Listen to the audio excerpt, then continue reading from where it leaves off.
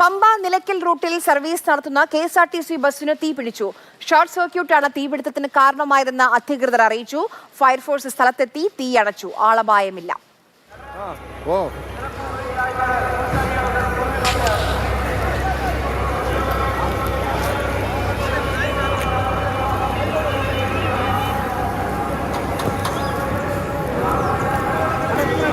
Shri K Abhilal വിവരങ്ങളുമായി ചേരുന്നുണ്ട്. അഭിലാൽ, ഈ തീ പിടിച്ച സമയത്ത് യാത്രക്കാർ ആരെങ്കിലും ഉണ്ടായിരുന്നോ?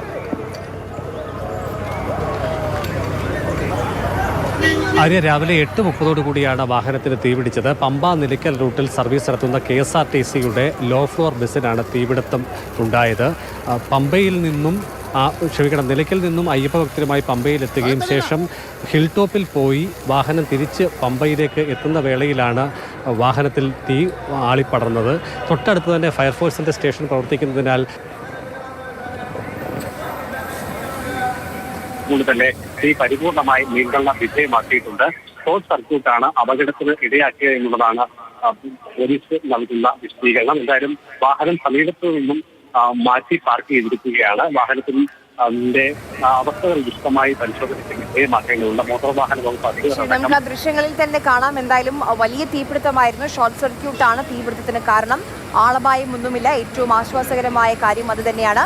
ഈ പമ്പ നിലയ്ക്കൽ റൂട്ടിൽ സർവീസ് നടത്തുന്ന കെഎസ്ആർടിസി ബസ്സിനാണ് തീ പിടിച്ചത്. ഫയർഫോഴ്സ് എത്തി തീ അണച്ചു. ആളപായം ഒന്നുമില്ല. നമുക്ക് അഭിലാൽ തുടരാം. തീപിടിക്കുന്ന വേളയിൽ ബസ്സിൽ ഡ്രൈവറും ക്ലീനറും മാത്രമാണ് ഉണ്ടായിരുന്നത്. നിലയ്ക്കൽ നിന്നും അയ്യപ്പ ഭക്തരുമായി പമ്പയിലെത്തി ഭക്തരെ അവിടെ ഇറക്കിയ ശേഷം ഹിൽ ടോപ്പിൽ പോയി വാഹനം തിരിച്ച് മടങ്ങുന്ന വേളയിൽ ആണ് ഈ സംഭവം ഉണ്ടാകുന്നത്. ബസിന്റെ ഏറെക്കുറെ മധ്യഭാഗത്തു നിന്നാണ് പുകി ഉയരുകയും പിന്നീട് അത് അടിയിൽ പല ഭാഗത്തായി തീയായി പടരുകയുമാണ് ഉണ്ടായത്. പമ്പയിലെ ഫയർ സ്റ്റേഷൻ തൊട്ടടുത്ത് തന്നെയാണ് എന്നതിനാൽ തന്നെ രക്ഷാപ്രവർത്തനം ഒട്ടും വൈകിയില്ല. പോലീസിനുള്ള വിവരം ലഭിച്ചതോടുകൂടി ഫയർഫോഴ്സ് സംഘങ്ങൾ എത്തി വളരെ വേഗത്തിൽ തീ നിയന്ത്രണ വിധേയമാക്കുകയായിരുന്നു. ഷോർട്ട് സർക്യൂട്ടാണ് അപകടത്തിന് ഇടയാക്കിയതെന്നുള്ളതാണ് പോലീസ് നൽകുന്ന വിവരം.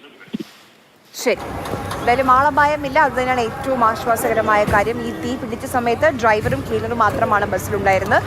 തീ പടരുന്നത് കണ്ട് അവർ പെട്ടെന്ന് തന്നെ പുറത്തേക്ക് ഇറങ്ങി രക്ഷപ്പെട്ടു. ഫയർഫോഴ്സ് എത്തി തീ അണച്ചു.